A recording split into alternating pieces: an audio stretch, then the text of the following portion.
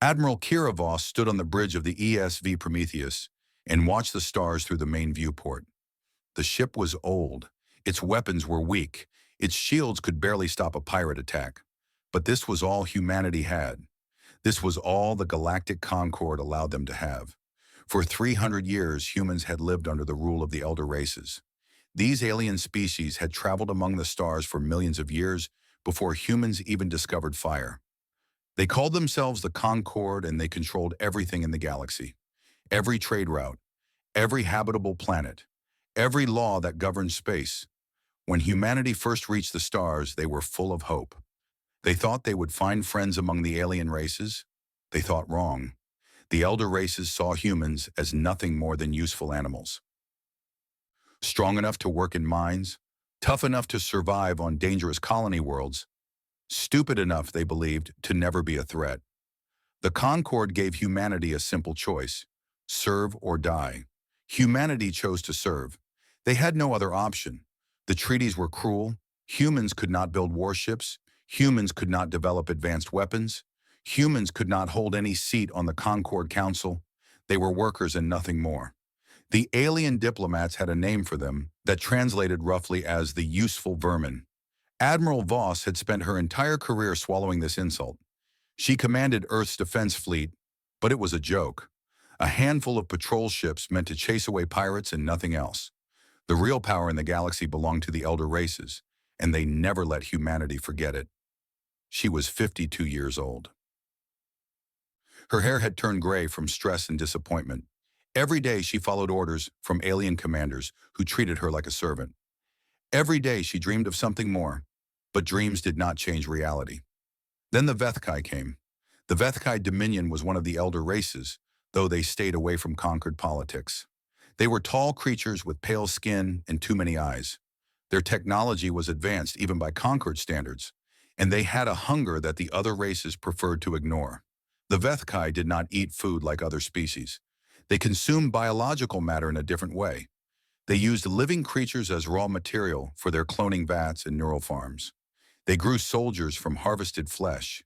They built thinking machines from stolen brains. And they had run out of easy prey in their own territory. They turned their eyes toward humanity. The attack came without warning. No declaration of war, no demands, just a massive armada appearing in the sky above 17 human colony worlds. Kalis Prime was the largest of these colonies. 12 billion people lived there. Families, children, workers who had spent their lives building a future among the stars.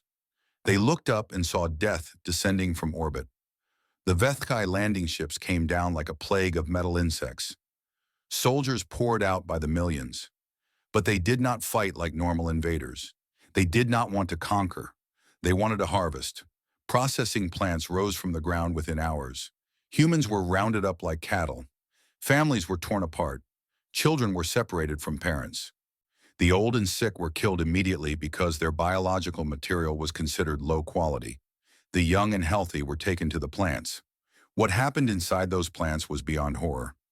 Admiral Voss received the distress signals on the bridge of the Prometheus. The messages were desperate, broken, filled with screaming. Mothers begging for someone to save their children. Soldiers fighting with simple weapons against enemies who laughed at their efforts. Cities burning while harvester machines walked through the streets, collecting the living and the dead alike. 17 worlds, 42 billion people, and humanity could do nothing to stop it. Voss sent emergency transmissions to the Galactic Concord. She begged for help. She demanded intervention. She reminded them of the treaties that were supposed to protect all species from unprovoked attack. The Concord responded with silence. The elder races held an emergency meeting, but they did not send fleets to help humanity. Instead, they closed their borders. They pulled back their ships. They decided in their ancient wisdom that humanity had served its purpose. The useful vermin could die quietly, and the galaxy would continue without them. Voss stood alone on the bridge and watched the footage from Kalis Prime. She saw a mother holding her daughter as Vethkai soldiers tore them apart. She saw processing plants turning living humans into gray paste that flowed through tubes into alien ships. She saw her people treated worse than animals.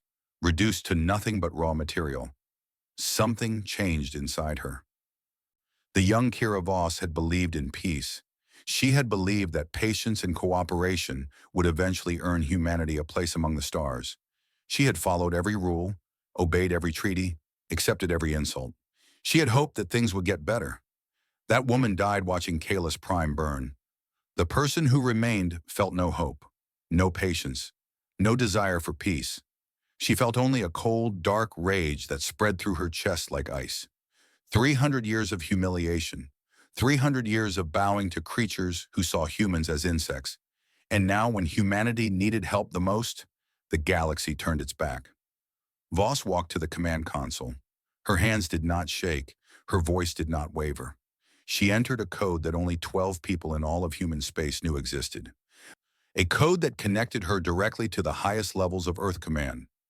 A face appeared on the screen. General Marcus Chen, an old man with hard eyes who had spent his life guarding secrets that most humans never knew existed. "Admiral," he said, "I assume you are watching the feeds from the outer colonies." "I am," Voss replied, "and I am done watching." Chen studied her face for a long moment. He had known this day would come. His father had known it. His grandfather had known it. 7 generations of the Chen family had prepared for exactly this moment. "You understand what you are asking," Chen said. "There is no going back. The moment we do this, everything changes." "Everything has already changed," Voss said. "They are harvesting our children. The Concord has abandoned us. We have nothing left to lose." Chen nodded slowly. A thin smile crossed his weathered face. It was not a happy smile. It was the smile of a man about to release something terrible into the universe. "Very well, Admiral. I will begin the awakening." Voss took a deep breath. She spoke the words that humanity had been waiting 3 centuries to hear. "Unlock the black vaults." Somewhere deep beneath the surface of Mars, lights began to flicker on in tunnels that had been dark for 100 years. Machines that had waited in silence started to hum with power, and 12,000 ships of war opened their eyes for the first time. The galaxy did not know it yet, but everything was about to change. Humanity was done being prey. The transport ship descended through the thin atmosphere of Mars. Admiral Voss sat alone in the passenger cabin, watching the red surface grow larger through the small window. She had traveled to Mars many times before, but never to this location. Until yesterday, she did not even know this location existed. General Chen met her at the landing pad. He was surrounded by soldiers wearing black uniforms with no markings, no rank symbols, no unit patches. These men and women did not officially exist. They were ghosts who guarded secrets that could change the galaxy. "Welcome to Site Zero," Chen said. "What you are about to see has been hidden from the Conquered for 300 years. Only a few hundred humans know the truth. After today, you will be one of them." They walked toward a massive door built into the side of a mountain. The door was 10 meters thick and made from materials that Voss did not recognize. Armed guards stood at every checkpoint. Scanning machines examined them at molecular level. Security here was tighter than anything she had ever seen. "The Concord believes they know everything about humanity," Chen explained as they walked. "They have spies in our governments. They monitor our communications. They inspect our shipyards every year to make sure we are not building weapons. They think we are obedient servants who accepted our place in the galaxy." He smiled that cold smile again. "They have no idea what we really are." The final door opened and Voss stepped into darkness. For a moment she could see nothing. Then the lights began to turn on, section by section, revealing what lay beneath the surface of Mars. Her breath caught in her throat. A massive underground cavern stretched before her, so large that she could not see the far end. And filling that cavern, row after row after row, were warships. Thousands of them, tens of thousands of them. Ships of every size, from small attack fighters to massive dreadnoughts larger than anything the Concorde had ever built. "The Black Fleet," Chen said, 12,000 capital ships, 50,000 support vessels, 2 million fighters and bombers, the largest military force in the history of the galaxy. Voss walked forward in a daze. She reached out and touched the hull of the nearest ship. It was real. This was all real. "How?" she whispered. "How is this possible? The Concord inspects everything. They would have found this." Chen walked beside her, hands clasped behind his back. We started building the day after the first treaty was signed. Our ancestors knew that humanity could not survive as servants forever, so they created a plan, a very long, very patient plan. He gestured at the ships around them. We built factories in asteroids that we reported as mining operations. We constructed shipyards on moons that we declared uninhabitable. We developed technology in laboratories hidden beneath cities and oceans and mountain ranges. Every generation added to the work. Every generation kept the secret. Voss shook her head in amazement. 300 years of building, right under their noses. The Concord underestimated us, Chen said. They thought we were too stupid to plan ahead. They thought we were too weak to resist. They saw us as animals. And they forgot the most important thing about animals. What is that? A cornered animal is the most dangerous thing in the universe. They walked deeper into the cavern. Chen showed her the different types of ships. Destroyers armed with weapons that could cut through any shield. Carriers holding fighters that move faster than anything the Concorde could track. Cruisers equipped with stealth technology that made them invisible to sensors. But these were not the most impressive ships, not even close. Chen led her to a separate section of the cavern, sealed behind another massive door. When this door opened, Voss found herself looking at something that made the rest of the fleet seem small. 12 ships sat in their own private docks. Each one was 5 kilometers long. Each one was covered in weapons that Voss did not recognize. Each one radiated power that she could feel in her bones. The 12 Reapers, Chen said, planet killer battleships. Each one is named for a different concept of death from human history and mythology. Pestilence, famine, war, conquest, Azrael, Thanatos, Hell, Anubis, Morrigan, Yama, Izanami, and the flagship Nemesis. Voss stared at the massive ships. Planet killers? Their main weapons are called judgment cannons. They harness stellar energy and focus it into concentrated beams. A single shot can crack a planet to its core. A sustained blast can collapse a star. The words hung in the air between them. Voss had spent her career enforcing conquered laws that limited weapons to defensive purposes. The idea of weapons designed specifically to destroy entire worlds should have horrified her. But when she thought of Kalis Prime, when she remembered the footage of children being fed into processing plants, she felt no horror.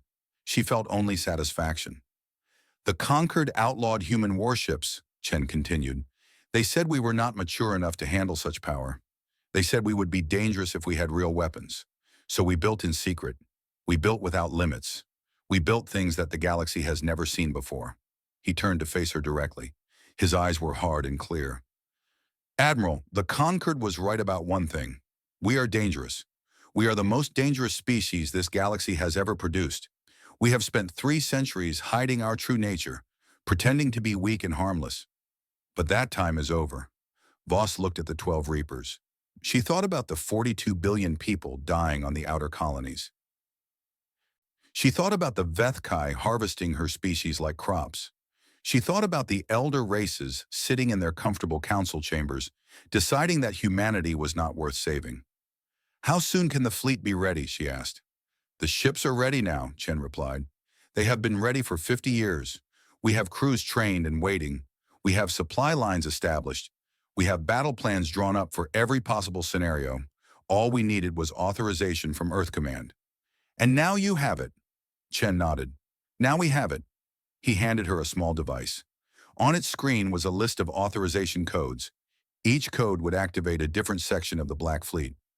Each code would wake up more ships, more weapons, more soldiers. You have command of the fleet, Admiral, Chen said. Earth Command has decided. We strike back. We show the galaxy what happens when you push humanity too far. Voss looked at the codes. Her finger hovered over the activation button. 300 years of secrets. 300 years of hidden work. All of it leading to this moment. She pressed the button. All across human space, hidden doors began to open. Asteroid bases came to life. Underground facilities powered up. Soldiers received orders they had waited their entire lives to hear. The Black Fleet was awakening, and the galaxy was about to learn the true meaning of fear. Voss walked toward the Nemesis, her new flagship. Behind her, Chen watched with satisfaction. His family's work was finally complete. 7 generations of planning, building, and waiting had led to this day.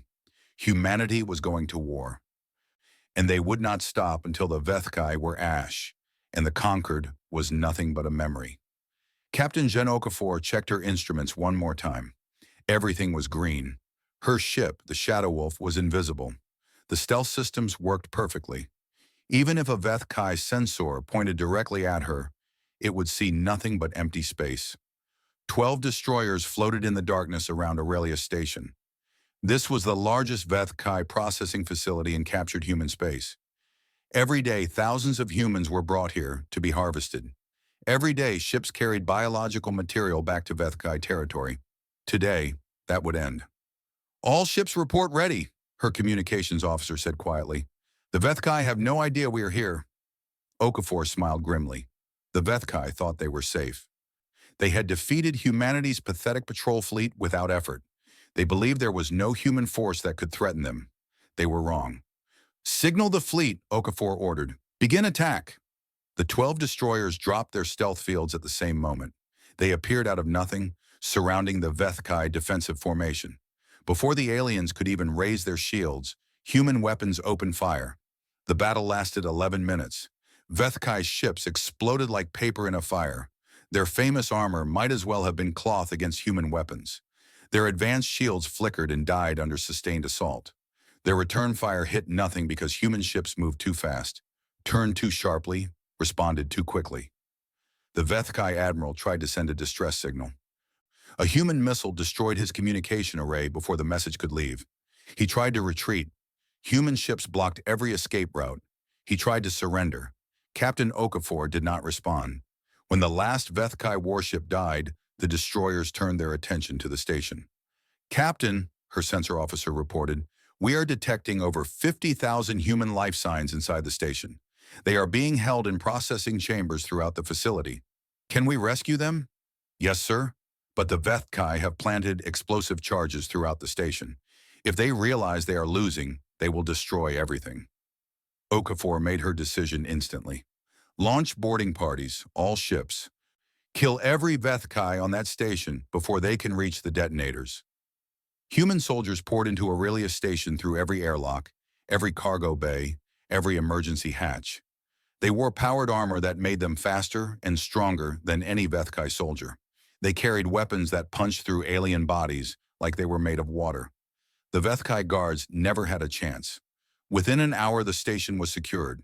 The explosive charges were disabled, and 50,000 humans who had been waiting to die found themselves suddenly free.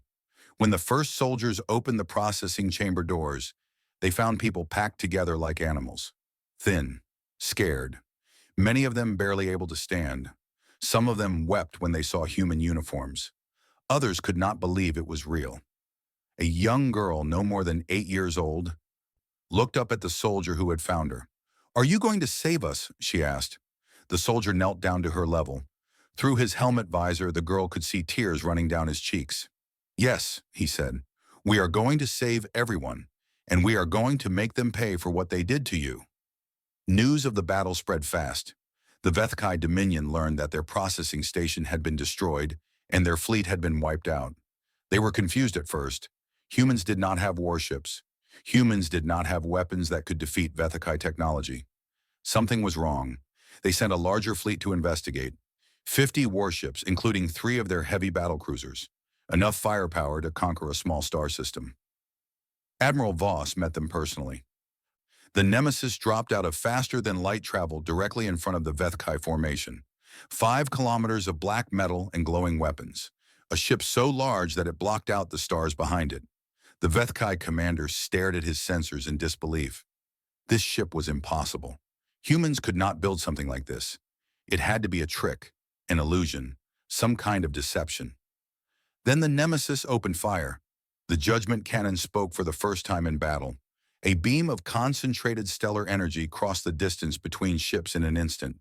The Vethkai flagship simply ceased to exist. One moment it was there. The next moment there was nothing but expanding gas and cooling debris. The rest of the Black Fleet arrived moments later. Destroyers and cruisers and carriers emerged from nowhere. surrounding the Vethkai force completely. The aliens tried to fight back. They tried to retreat. They tried to scatter and flee in different directions. None of them escaped. When the battle ended, Admiral Voss stood on the bridge of the Nemesis and looked at the wreckage floating in space. 50 Vethkai warships, reduced to scrap in less than 15 minutes. She felt no pleasure. She felt no regret. She felt only cold determination. "Communications," she said. "Open a channel, all frequencies. I want every species in the galaxy to hear this." The channel opened. Voss looked directly into the camera. "This message is for the Galactic Concord, for the Vethkai Dominion, for every species that turned away while our people were slaughtered." Her voice was calm and clear. No anger, no emotion, just simple truth. "You thought you knew humanity. You thought we were weak. You thought we were harmless. You thought wrong. The Vethkai came to harvest our children. The Concord watched and did nothing. You decided that human lives did not matter. You decided that we could die quietly in the dark. We have decided otherwise. From this moment forward, we are no longer bound by your treaties. We are no longer limited by your laws. We have ships. We have weapons. We have the will to use them. We are coming for the Vethkai first. Every world they have touched, every station they have built, every ship that carries human blood on its hull, we will destroy them all. And when we are finished with the Vethkai, we will remember everyone who abandoned us. We will remember every species that closed their borders while our people scream for help. We will remember every diplomat who called us vermin and every council that treated us like slaves. You had 300 years to treat us with respect. You wasted that time. Now you will see what humanity is truly capable of. Pray to whatever gods you worship. The Black Fleet has awakened, and the galaxy will burn until we are satisfied." She ended the transmission. The message reached every corner of known space within hours.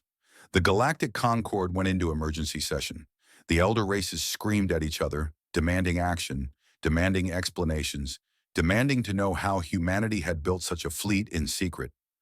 But there was no time for talk. The Black Fleet was already moving toward Vethkai space, leaving destruction in its wake. And on hundreds of worlds, human slaves who had served alien masters for centuries looked up at the sky with new hope in their eyes. Their people were coming. Vengeance was coming. And nothing in the galaxy would ever be the same again. The Vethkai Dominion fell in 3 weeks. World after world burned under human assault. Processing stations were destroyed. Harvesting fleets were hunted down and eliminated. Vethkai colonies that had stood for 1,000 years became nothing but ash and silence. Admiral Voss showed no mercy. She had seen what the Vethkai did to human captives. She had watched the recordings from Kalis Prime. Every time she closed her eyes, she saw children being fed into machines. She would not stop until the Vethkai paid for every drop of human blood they had spilled. The final battle took place above the Vethkai homeworld. Their entire remaining fleet gathered to protect their ancient civilization. Hundreds of ships, including weapons platforms that had defended this world for 10,000 years. The Black Fleet broke them in 6 hours. When it was over, Voss ordered the 12 Reapers into firing position. The judgment cannons powered up. The Vethkai leaders sent desperate messages, begging for mercy, offering surrender, promising anything. Voss ignored them all. "Fire," she said. 12 beams of stellar energy struck the planet at the same moment. The surface cracked like an egg. Oceans boiled away instantly. Mountains collapsed into rivers of molten rock. The atmosphere burned off into space. When the Reapers finished, there was nothing left but a dead rock spinning in the void. The Vethkai Dominion was gone, but humanity was not finished. The Galactic Concord watched the destruction of the Vethkai with growing horror. The elder races had ruled the galaxy for 1,000,000 years. They had crushed rebellions before. They had destroyed species that threatened their order. They believed they were invincible. Now they were afraid. The Tolvari hegemony was the oldest and most powerful of the Concord races. Their empire stretched across 10,000 star systems. Their fleet was the largest in known space. Their technology was considered the most advanced among the elder races. The Tolvari Emperor decided that humanity must be stopped. If the humans could destroy the Vethkai, they could destroy anyone. The balance of power in the galaxy had shifted, and the elder races would not accept it. he summoned the Grand Armada, 3,000 of the most powerful warships in the Tolvari fleet, veterans of 100 wars, commanders who had conquered star systems before humanity's ancestors climbed down from trees. The Armada moved to intercept the Black Fleet at the Valdris Nebula. General Marcus Chen was waiting for them. He had left Admiral Voss to continue the campaign against remaining Vethkai forces. His own task force consisted of only 800 ships, less than a third of the Tolvari numbers. But numbers meant nothing when technology was unequal. The Tolvari Grand Admiral was named Kethoran. He had commanded fleets for 200 years. He had never lost a battle. When he saw the human ships waiting in the nebula, he felt confident. His force was larger. His ships were proven. The humans were using strange technology, yes. But the Tolvari had defeated strange technology before. He ordered the attack. The two fleets met in the swirling gases of the Valdris Nebula. For the first few minutes, it seemed like a normal battle. Ships maneuvered, weapons fired. Explosions lit up the darkness. Then General Chen ordered the deployment of human special weapons. Gravity bombs launched from human cruisers and flew into the center of the Tolvari formation. When they detonated, they created artificial gravity wells that pulled everything nearby into tiny points of compressed matter. Dozens of Tolvari ships were crushed instantly, squeezed into balls of twisted metal smaller than a ground vehicle. Nanoswarms burst from human destroyers, clouds of microscopic machines that ate through hull armor like acid through paper. Tolvari ships began to fall apart from the inside, their crews screaming as the walls dissolved around them. Phase missiles ignored shields completely. They passed through energy barriers as if they did not exist.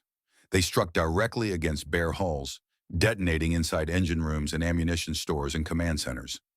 Grand Admiral Kethoran watched his fleet die around him. Ships that had served the hegemony for centuries were being destroyed in seconds. His own flagship was under assault from all directions. "How?" he demanded. "How can they have weapons like this? The Concord banned all advanced weapon research.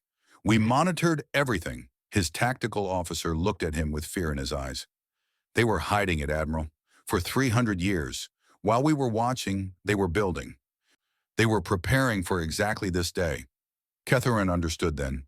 The elder races had made a terrible mistake. They had underestimated humanity. They had assumed that because humans were young, they were stupid. They had assumed that chains would keep humans weak forever. They had been fools. The battle lasted 3 hours. At the end, the Grand Armada was completely destroyed. Not one Tolvari ship escaped. General Chen lost only 47 vessels.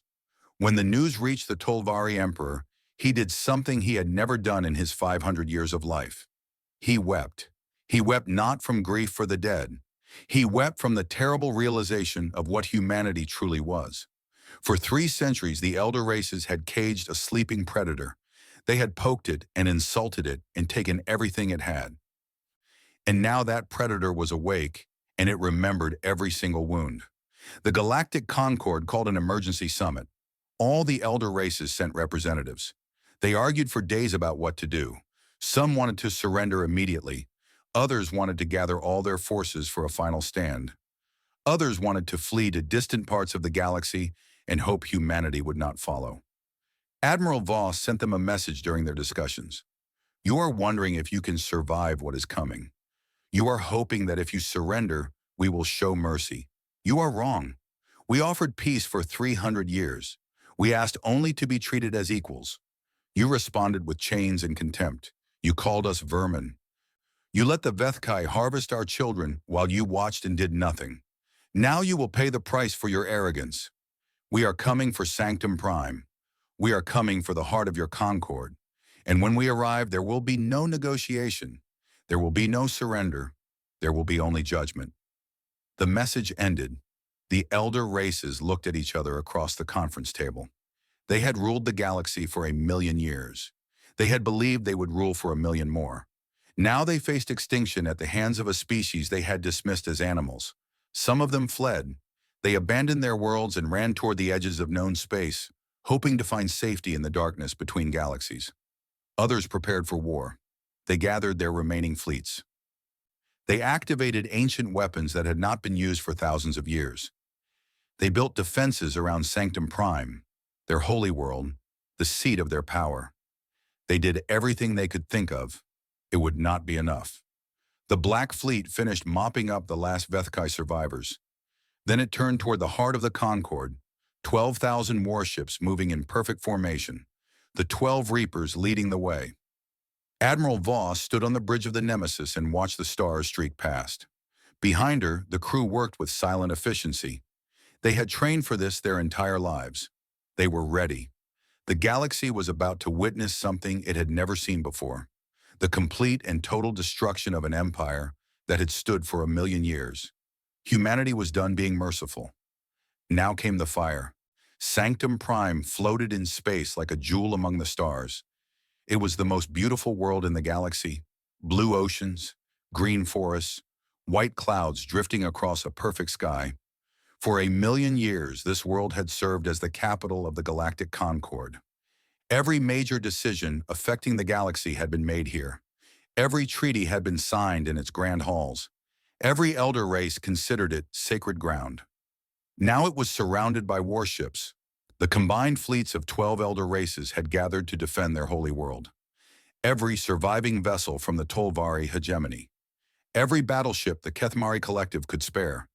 Every destroyer and cruiser and carrier that the remaining conquered members could send. 10,000 warships forming a defensive sphere around the planet. It was the largest fleet ever assembled in galactic history. Admiral Voss looked at the enemy formation from the bridge of the Nemesis. 10,000 against 12,000. The numbers were almost even. But numbers did not tell the whole story. General Chen stood beside her. His face was calm. He had waited his entire life for this moment. His family had waited for 7 generations. They have pulled together everything they have, Chen observed. Every ancient weapon, every secret defense system. They believe this is their last chance. Voss nodded slowly. They are correct. This is their last chance. She turned to her communications officer. Open a channel to the enemy fleet. I want to speak with whoever is in command. The channel opened. A face appeared on the main screen. It was High Chancellor Meridox of the Kethmari Collective, the current chairman of the Galactic Concord. His silver skin was pale with stress. His 4 eyes were wide with fear. Admiral Voss, he said, I speak for all the elder races. We are prepared to offer terms. We will recognize human sovereignty over all former territories. We will pay reparations for the Vethkai attacks. We will grant humanity full membership in the Concord with equal voting rights. Please, this does not have to end in more death. Voss listened without expression. When Meridox finished, she remained silent for a long moment. Chancellor, she finally said, do you remember what you called humanity at the last Concord Summit, before the Vethkai attacks? Meridox swallowed nervously. I do not recall the exact. You called us the useful vermin. You laughed about how well trained we were. You joked about how we would do anything for scraps of approval. Silence on the channel. We asked for respect, Voss continued. We asked for equality. We asked to be treated as partners, not as slaves. For 300 years we asked, and for 300 years you refused. When the Vethkai came to harvest our children, we asked for help. We begged you to honor the treaties that were supposed to protect all species. And what did you do, Chancellor? You closed your borders.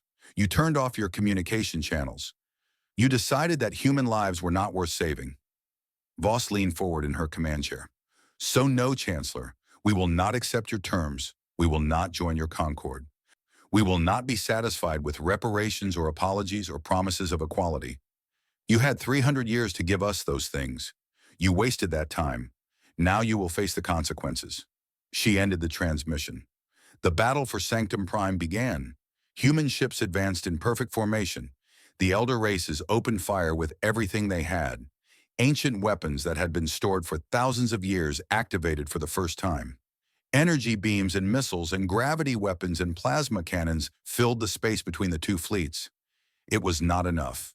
The Black Fleet absorbed the assault and kept coming. Human shields held against weapons that should have torn them apart. Human armor deflected attacks that should have been unstoppable, and human weapons struck back with terrible precision. Captain Okafor led her destroyer group in a flanking attack that broke through the Kethmari defensive line. General Chen's battle group smashed through the center of the enemy formation. Squadron after squadron of human fighters engaged the Elder Race's defenders and swept them aside like leaves in a storm. The Elder Races fought bravely. They knew they were fighting for their survival. They used every trick they had learned in a million years of warfare. But it made no difference. Human technology was simply better. Human tactics were simply superior. Human will was simply unbreakable. Within 6 hours, the defensive fleet was shattered. Broken ships tumbled through space, leaking atmosphere and bodies. Escape pods fled in every direction, carrying survivors who would tell stories of this day for generations. Only a few thousand enemy ships remained, clustered close to Sanctum Prime in a final desperate formation. They knew they could not win. They were simply waiting to die. Admiral Voss ordered the 12 Reapers to move into position. The planet-killer battleships spread out in a circle around Sanctum Prime. Their judgment cannons began to power up. But this time, they did not aim at the planet. They aimed at the sun. General Chen had explained the plan before the battle. The Omega Protocol, a weapons system so terrible that even humanity had hesitated to build it. A way to end not just a battle, but an entire star system. The judgment cannons fired together. 12 beams of concentrated stellar energy struck the sun of Sanctum Prime at precisely calculated points. The star shuddered. Its surface began to collapse inward. The remaining Elder Race ships tried to flee. It was too late. The sun of Sanctum Prime transformed into an artificial black hole. The gravity well expanded outward, pulling everything toward it. Ships, debris, moons, and finally, slowly, inevitably, the sacred planet itself. Sanctum Prime stretched and tore as impossible forces gripped it. Oceans boiled away. Continents cracked and separated. The holy world of the galactic concord was pulled apart piece by piece, swallowed by a wound in space that had once been a star. When the light faded, there was nothing left. No planet, no sun, no fleet. Just an endless darkness at the heart of what had once been the center of galactic civilization. The galactic concord died in that moment. Admiral Voss watched the destruction from the bridge of the Nemesis. She felt no joy. She felt no satisfaction. She felt only a deep, heavy exhaustion. It was over. 42 billion humans had died in the Vethkai harvest. Millions more had died in the war that followed. But now the killing could stop. Now humanity could rest. She opened a channel to every receiver in the galaxy, every ship, every station, every planet, every corner of known space. This is Admiral Kira Voss of the Human Black Fleet. The Galactic Concord no longer exists. The Elder Races are scattered and broken. The galaxy belongs to no one. Humanity asked only to live in peace. We asked only for respect and equality. You answered with chains and slaughter. Remember this when you teach your children about us. Remember that we gave you every chance. Remember that we did not start this war. From this day forward, humanity will watch over the galaxy, not as conquerors, not as rulers, but as guardians. We will protect the weak. We will punish the cruel. We will ensure that no species ever again treats another as the Elder Races treated us. And to anyone who thinks about repeating the mistakes of the past, remember what happened here. Remember what we did to the Vethkai. Remember what we did to the Concord. Remember that we are watching forever. She ended the transmission. The Black Fleet dispersed across the galaxy. Ships took up positions in every major system. Stations were built. Outposts were established. Humanity spread through the stars, not as conquerors but as silent sentinels. On Earth, construction began on a memorial, a massive structure visible from orbit, covered with the names of every human who had died. 42 billion names carved into material that would last for eternity. At the base of the memorial, a single inscription was written in 100 languages. We do not forgive, we do not forget, and we do not kneel. Admiral Voss retired from military service. She had done her duty. She had avenged her people. Now she wanted only peace. General Chen took command of the Black Fleet. He continued his family's work, watching over the galaxy, ensuring that the horrors of the past would never be repeated. And on 100,000 worlds, former slaves looked up at the sky and smiled. They were free. Their people had come for them. Their people had burned the galaxy to save them. The elder races had been right about one thing. Humanity was dangerous, but now that danger protected the innocent instead of threatening them. Now that power served justice instead of cruelty. Now the galaxy knew what happened when you pushed humanity too far. They would never forget, and humanity would never let them. The Black Fleet sailed on through the endless darkness between stars, watching, waiting, ready. The galaxy was at peace, and it would stay that way as long as humanity drew breath. Forever.